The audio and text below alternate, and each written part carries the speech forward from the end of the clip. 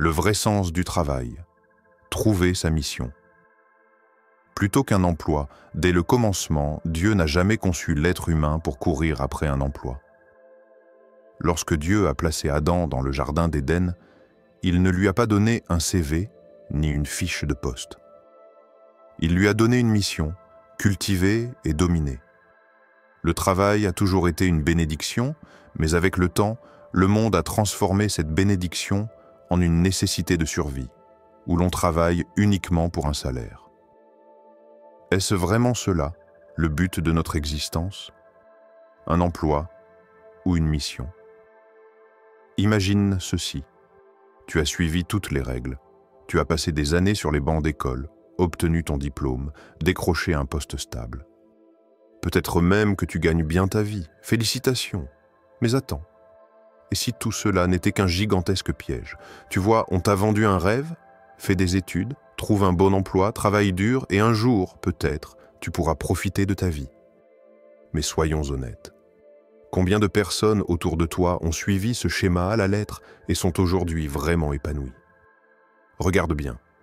Des salariés stressés, des cadres épuisés, des retraités qui se demandent ce qu'ils ont fait de leur vie. Tout ça pourquoi? Pour un salaire qui disparaît dès que leur poste est supprimé? Pour une carrière qui peut être balayée par une crise économique? Et si on t'avait menti depuis le début? Le mensonge du bon emploi. Dès notre enfance, la société nous programme. Elle nous dit que notre valeur est liée à notre capacité à obtenir un bon emploi, à grimper l'échelle sociale. Mais est-ce vraiment le but ultime de la vie?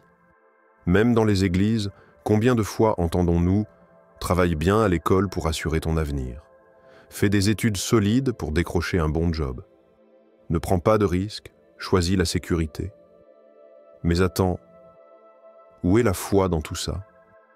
Où est cette dépendance à Dieu dont on parle tant? Dieu ne t'a jamais dit « Cherche un CDI et je te bénirai ».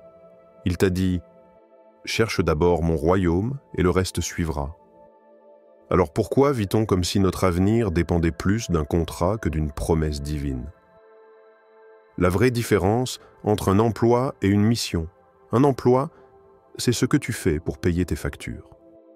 Une mission, c'est ce pourquoi tu es né. Regarde autour de toi.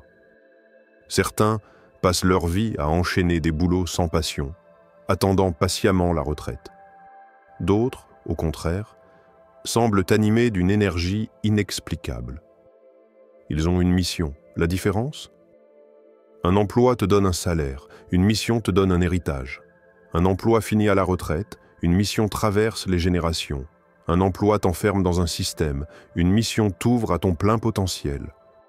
Regarde les grands hommes et femmes de l'histoire. Penses-tu qu'ils ont marqué le monde en suivant docilement un plan de carrière? Non. Ils ont trouvé leur mission. Martin Luther King, Steve Jobs, Mère Teresa. Aucun d'eux ne cherchait un simple job. Ils étaient animés par une vision plus grande qu'eux-mêmes. Et si toi aussi, tu étais fait pour plus grand que ton bulletin de paie? Les pièges du système. Pourquoi tant de gens restent bloqués? Le problème, c'est que le monde t'a appris à te contenter de peu. Dès l'école, on nous apprend à suivre des ordres, à nous conformer, à nous intégrer.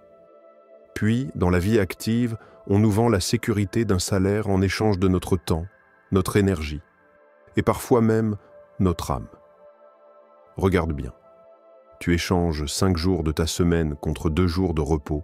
Tu travailles 40 ans en espérant profiter de 10 ans de retraite. Tu laisses tes talents s'endormir pour ne pas prendre de risques. Mais est-ce vraiment ce que Dieu veut pour toi? Non.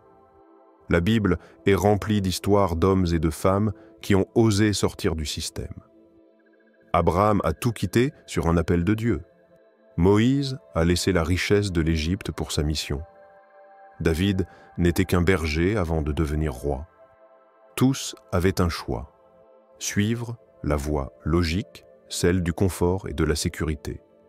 Ou répondre à l'appel divin, même si cela demandait du courage. Et toi, que choisis-tu? La clé. Changer de mentalité. Si tu veux sortir du schéma du simple emploi et entrer dans ta mission, tout commence dans ta façon de penser. Arrête de penser comme un employé, commence à penser comme une personne en mission. Arrête de chercher la sécurité, commence à chercher ton appel. Arrête de travailler juste pour survivre, commence à travailler pour impacter.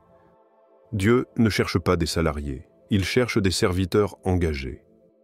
Dieu ne veut pas juste que tu gagnes ta vie, il veut que tu transformes des vies. La question n'est plus « quel job dois-je trouver ?»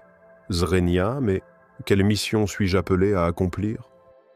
Et maintenant, réfléchis bien. Vas-tu continuer à suivre le chemin tout tracé, ou vas-tu chercher le vrai plan de Dieu pour ta vie? Le monde veut des employés, Dieu cherche des leaders. Dans un monde où tout est structuré, organisé, réglementé, on nous apprend dès le plus jeune âge à entrer dans un moule. Sois discipliné, trouve un emploi, monte les échelons et surtout, ne dérange pas l'ordre établi. Mais Dieu ne fonctionne pas ainsi. Si tu regardes l'histoire biblique, les grands hommes de foi ne sont jamais ceux qui se sont contentés d'un poste, d'un salaire ou d'une routine. Ce sont ceux qui ont osé vivre une mission plus grande qu'eux-mêmes. Tu veux voir comment Dieu transforme un simple homme en leader? Regarde ces 3 histoires. Joseph. De la prison au palais, tout commence avec un jeune homme aux rêves trop grands pour son entourage. Joseph n'a pas choisi d'être vendu par ses frères. Il n'a pas postulé pour être esclave en Égypte. Il n'a certainement pas demandé à être jeté en prison pour un crime qu'il n'a pas commis. Aux yeux du monde, Joseph était un perdant, un esclave, un détenu, un homme sans avenir. Mais Dieu ne regardait pas son statut. Dieu voyait déjà un leader en lui. Car même dans l'obscurité d'une cellule, Joseph n'a jamais perdu son don. Il savait interpréter les rêves. Ce talent, qu'il aurait pu enterrer sous le poids du désespoir, a été son billet de sortie. Un jour, Pharaon lui-même a eu un rêve que personne ne pouvait comprendre. Joseph, fidèle à sa mission, a interprété ce rêve avec sagesse. Le matin, il était un prisonnier oublié. Le soir, il était le second homme le plus puissant d'Égypte. Joseph n'a jamais cherché un emploi. Il a simplement marché dans son don et Dieu l'a élevé, David, un berger avec un cœur de roi. Imagine un jeune garçon, perdu dans les collines, passant ses journées à garder des moutons. Pendant que ses frères faisaient nouveau des choses importantes, David était invisible aux yeux du monde. Mais aux yeux de Dieu, il était déjà un roi. Le prophète Samuel est venu chercher un futur leader.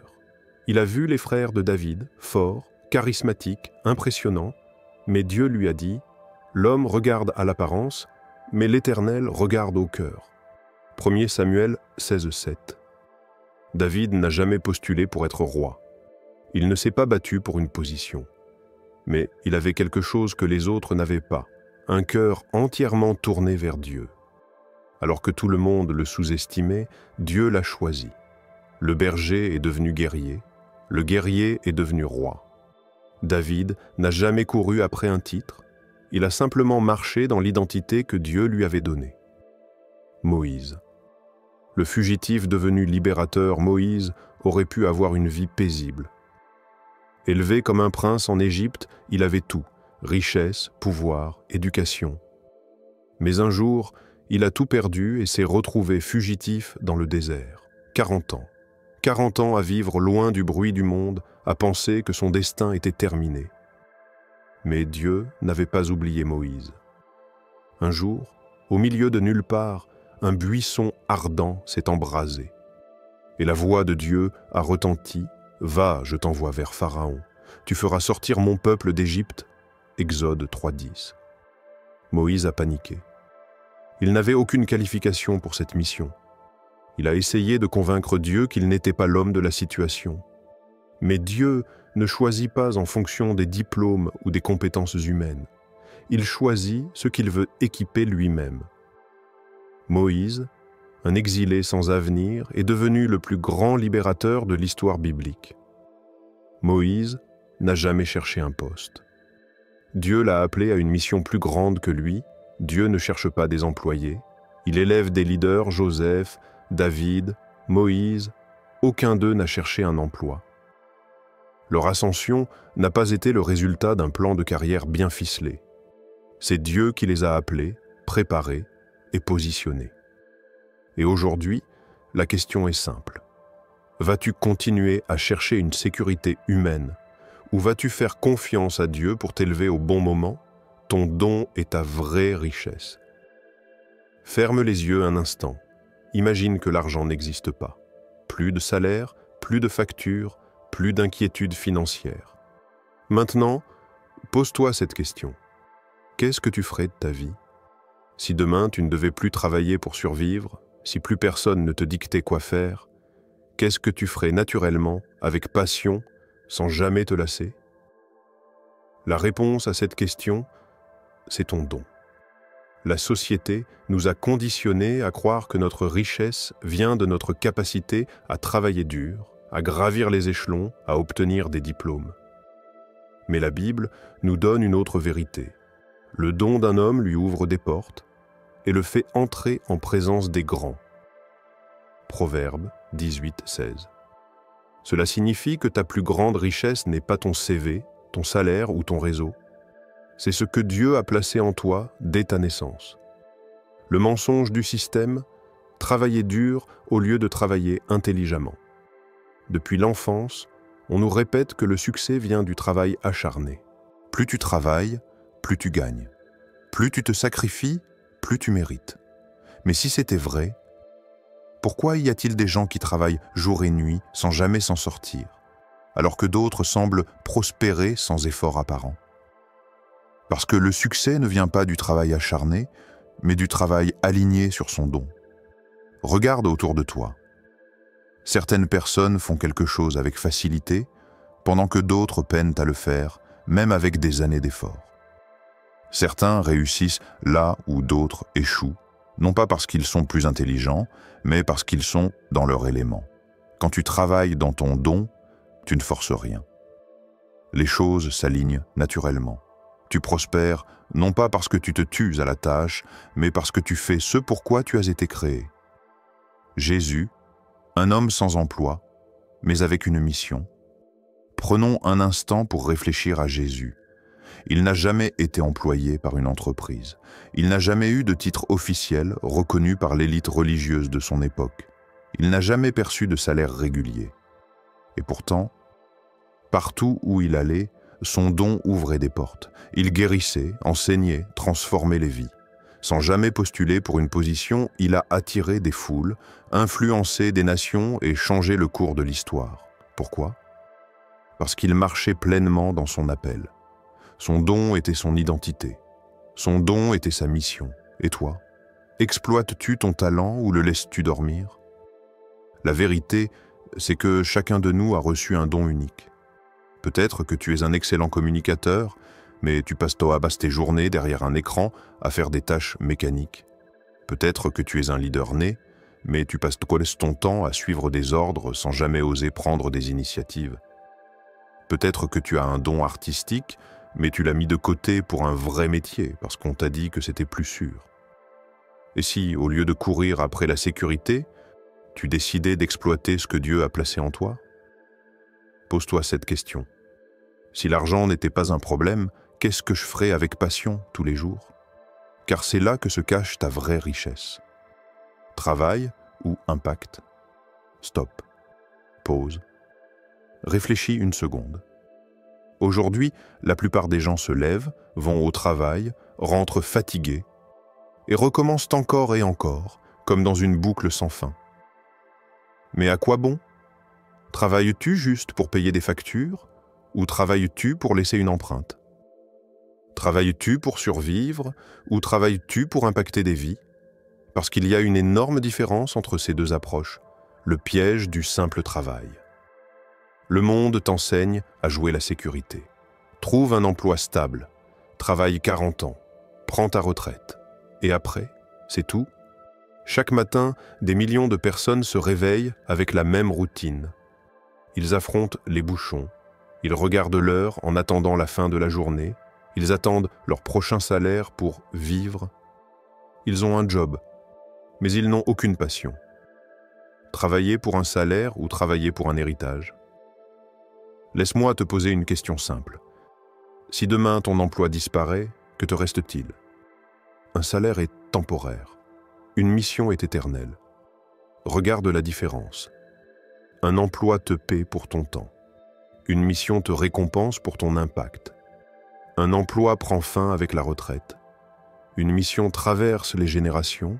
Un emploi t'attache à un système. Une mission te connecte à la vision de Dieu. Laquelle de ces deux vies choisis-tu?